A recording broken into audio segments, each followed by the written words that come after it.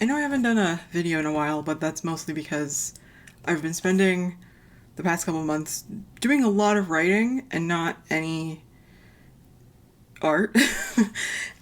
Which I do want to make writing related videos. It's just that I was so focused on writing that I was only writing. But I picked up this paint set because it's my birthday month and I have been looking at this for a while, and I was just like, you know what, I want to play with some new art supplies because I've decided I should probably stop calling myself an artist because I don't make art anymore. I just collect art supplies. So I'm an art supplies collector and I just try out art supplies and play with them and have fun like that. Maybe one day I'll do art again. I don't know. I mean, yeah, I just haven't made anything like worth showing anyone. I do, sketchbooking stuff that, yeah. Anyway, I've never tried these before. The Kurotake Gansai Tambi watercolors. I don't know. They're, I think, like a bit more opaque than regular watercolors from what I understand. This is the 24 color set 2. So this is like not the primary colors. This is like the weird colors, which are my favorites. I like the weird colors anyway. So that's just the packaging.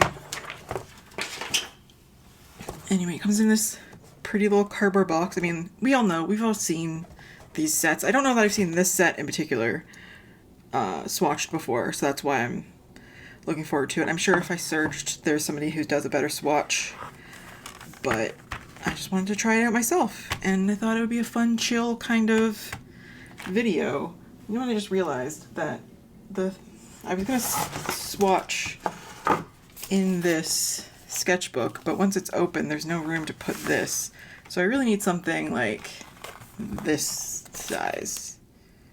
You know what?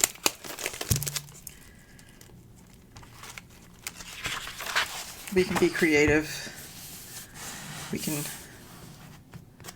swatch vertical because why not?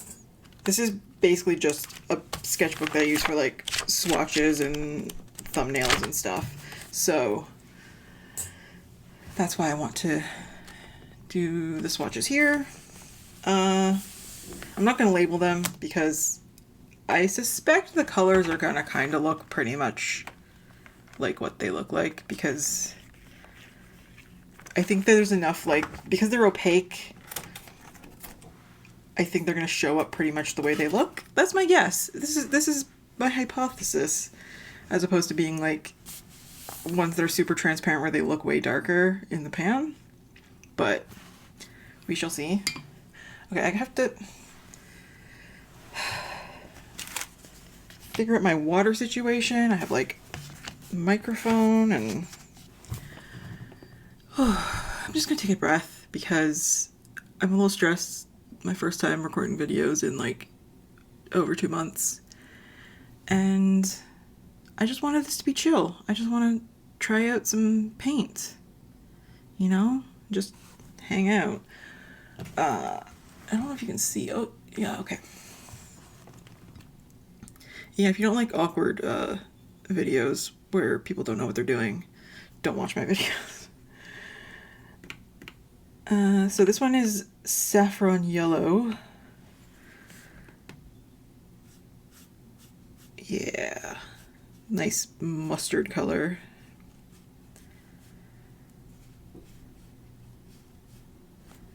Love that. Okay, gotta make sure I clean my brush in the dirty water. Well, it's not dirty yet, but it will be. And then get new water from the clean water. This is pro tip stuff here. Okay. Green gold. That's a color I usually love when it comes to art materials, especially. How many pencils do I have that are green gold? Probably a lot. I did a thing recently, which maybe I'll show at some point. I swatched out all my materials of a certain color family. So one of the families I did was yellowy greens. So that's like kind of including mustard yellow if it leans more green than orange, like this one, the green gold, stuff like that. And some of the other families were like, pink, or actually I think mustard yellow and ochre was its own category. And the yellow greens were by far the biggest swatch set, because I've just accumulated so much. I just went on a chartreuse kick a couple years ago, and it has not kicked yet. Flax beige. Oh, I love how, like, creamy these are. They're like watery gouache. I think you could probably make it really thick, but not maybe as thick as, you know, gouache from the tube. But oh, I'm really intrigued to use this, because I've been trying to learn to get better at watercolors. Like, let me see. Try doing like sketches with watercolors and pen doodles stuff a couple months ago, and it was fun, but you know, sometimes like I just like trying different stuff. I don't have an excuse. Ecru beige. Just kind of reminds me of that parchment color. Is that like a Liquitex color? I have a Amsterdam acrylics color that's basically the same pigments as the Liquitex parchment, because I couldn't find it at my local art store. I don't know why. It's just like everyone talks about how it's such a good paint. See, I'm an art supply collector. I'm not an artist. I don't know how to use these things. This one is pale pink.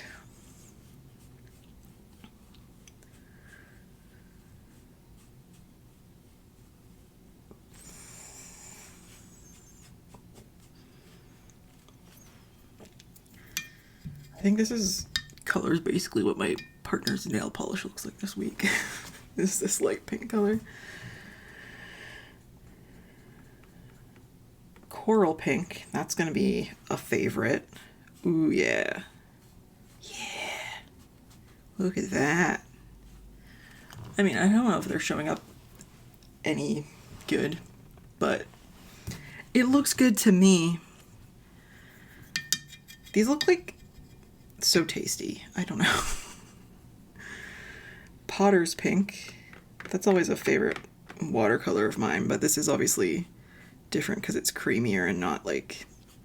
I think of Potter's pink as being very transparent, but kind of granular. But this is like nice dusty pink. I really like that. My swatches are not going to be pretty. They're just going to be square-ish blobs. Vermilion.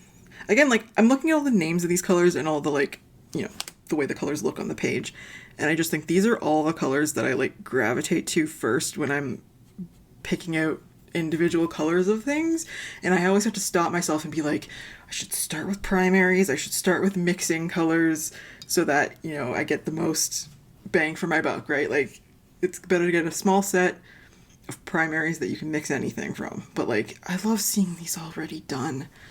Or like pencils and stuff, when I like buy colored pencils a la carte, which is mostly what I do rather than buying sets. These are all basically the colors I would pick first. And then eventually I'd be like, oh, I should probably get, you know, ultramarine or something. I say should. There are no shoulds in art supply collecting. I'm not going to call it art anymore, just art supply collecting. I mean, really, it's like that whole thing, like, buying books and reading books are two different hobbies, and I do have both of those hobbies. I read a lot of books on Kindle Unlimited, and then I buy a lot of books that sit on my shelf, and, no, actually, I've read most of the books on my shelf. I will be honest about that. I've not yet developed a huge problem. There's only like 3 books on there that I haven't read yet. So that's not too bad. I've seen some people who have like hundreds of books on their shelf that they haven't even read yet, and I'm like, that would make me sad. I don't think there's anything, like, I'm like not judging them for doing that. Like, if that makes them happy to have the books there for whenever they need them, good for them. Like, that brings them joy, and they know. Oh, I forgot to say, this was mauve taupe, alizarin crimson, old mauve, grayish blue. There we go. I don't know, you could probably read these? I don't know.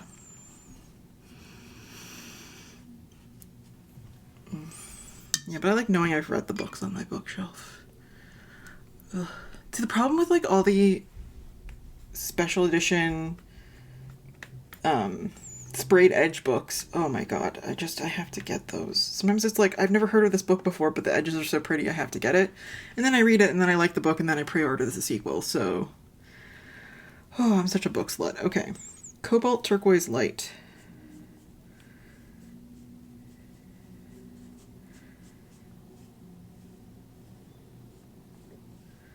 Why did I go silent?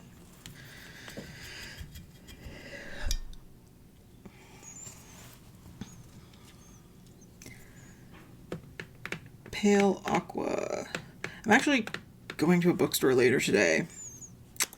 I don't have any books in mind that I want to get, but that's a dangerous position to be in, because then I'm susceptible to just like walking in and seeing stuff that looks cool and then purchasing on a whim instead of researching.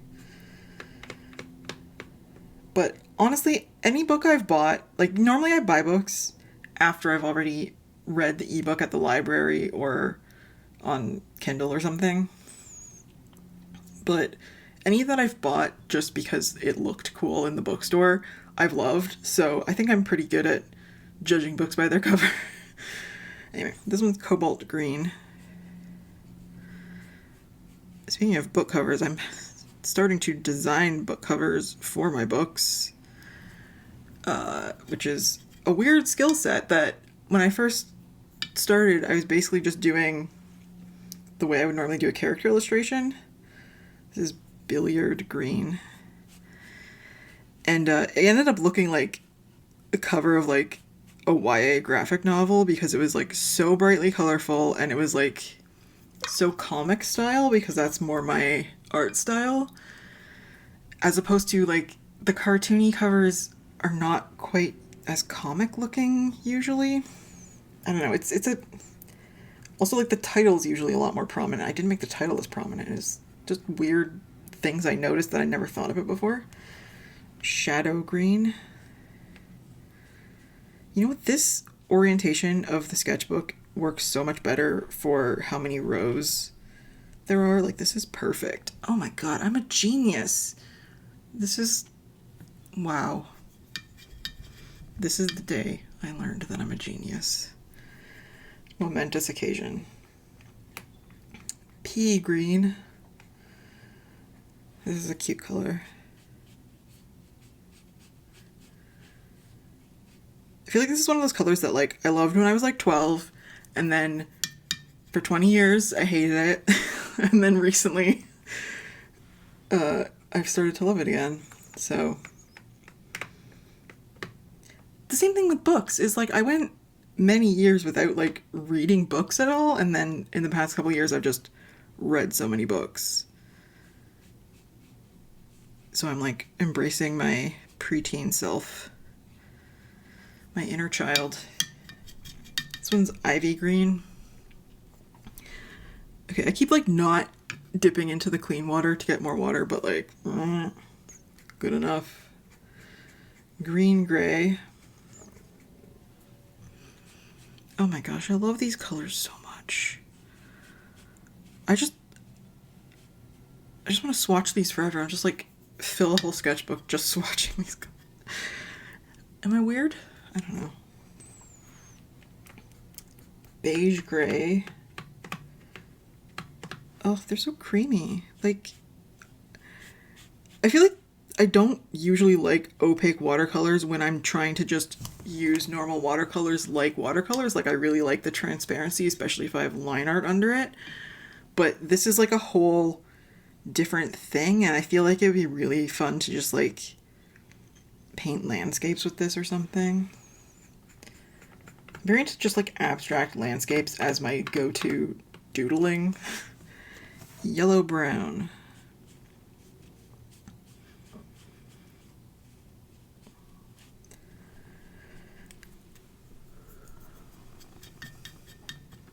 Oh hey, I am recording. That's good to know. Mars Yellow.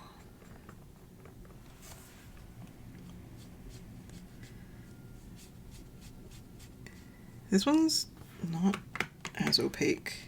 Oh, there we go. Woo. Okay, I just love all these colors. These are definitely colors I would have picked. Now, I would pick more colors than this if I was mostly because like I want all the colors. It's not that I don't want the basic colors. I just prefer these ones, but the basics are nice to add. But I kind of like, I don't think I really realized how different these would be from my regular watercolors. So I think I sort of thought, you know, I have like, I just like recently put together this set of like basic colors that I've not used much yet because I get scared. But I mean, I say basic, it's a lot of colors. It's like 20 colors. But I'm trying to learn like mixing them and stuff like that. Whereas these are nice to just grab and go, you know, just pick a color and it's the color you want already. There's something nice about that. I guess you can see like from the ones that have already dried, they're pretty much exactly what they look like when they went on, right? So like, I don't know, I think that's pretty good. I wonder how they layer. Like this one's dry. I'm wondering if I layered like, ooh, I need more water. So you can get it pretty thick. I wonder just like,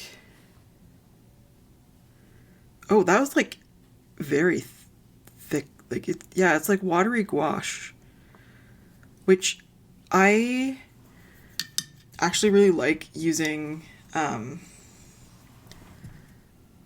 non-acrylic gouache in a watery kind of thickness like this, and blending them and stuff. And I'm wondering, do they reactivate with water? Yeah. Okay, so this is very much like somewhere between gouache and watercolor, which is exactly what I was hoping for.